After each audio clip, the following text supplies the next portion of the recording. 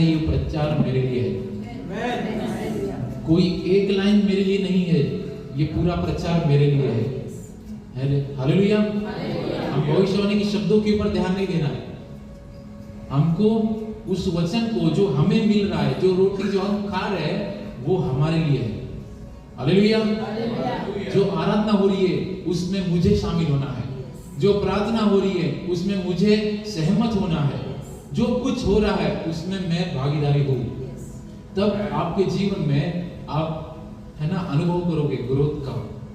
जो हो रहा है वो मेरे लिए है, क्योंकि एक बार हम लोग वेट करते हैं कि कुछ कोई बोलेगा मेरे नाम से, कोई भविष्यवाणी आएगी मेरे नाम से, तो फिर हम लोग बहुत बोलते हैं हाँ आई रिसीव, मैं स्वीकार करता हूँ और ये सब करते हैं।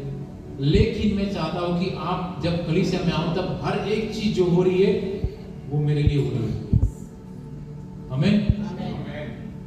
परमेश्वर आपसे हर दिन बात करेगा। ऐसा नहीं कि महीने में एक बार वचन के द्वारा बात करेगा, ऐसा नहीं कि किसी महीने के बाद, साल के बाद, हर एक दिन जब आप बाइबल खोलते हो वो तुम्हारे लिए परमेश्वर की प्रतिज्ञा है। जो आप पढ़ रहे हो वो तुमको प्रभु बोल रहा है।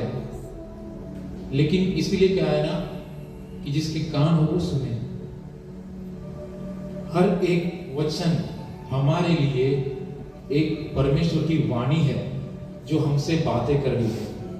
हालेलुया। और जब तक वो वचन है ना हमारे अंदर से निकलेगा नहीं ना, तब तक वो वचन के अंदर सामर्थ नहीं है। आप समझ रहे बात को? बाइबल को अगर आप केवल एक पुस्तक के तौर से देखते हो तो वो एक किताब है जो बहुत सारे लोग सर के नीचे लेके सोते हैं, बाजू में लेके सोते हैं, लेकिन क्या वो चीज काम करेगी? बाइबल तब काम करता है जब वो तुम्हारे अंदर से बाहर निकलता है। हर एक वचन जो हमारे अंदर से बाहर निकलता है वो सामर्थ को प्रोड्यूस करता है। हालेलुया। आपकी बाइबल आपके बाजू में रख के सो के वो सामर्थ नहीं प्रोड्यूस करेगी। हर एक वचन जो उसके मुख से निकला है वो सामर्थ को लाता है। वैसे ही सेम आप भी उसके जैसे बनाए गए हो, उसके स्वरूप और समानता में। तो जो कुछ वचन आपके मुंह से बाहर निकलता है वो सामर्थ लेके आएगा।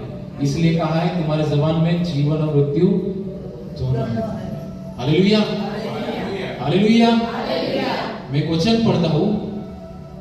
परमेश्वर किस रीति से लोगों से वचन के द्वारा ना इन चीजों को कहने की बातें करता है कि देखो, हे मेरे पुत्र, मेरे वचन पे ध्यान करके सुन और अपना कान मेरी बातों की ओर लगा। इनको अपने आंखों से ओट ना होने दे, वरन अपने मन में धारण कर, क्योंकि जितनों ने वे प्राप्त होती है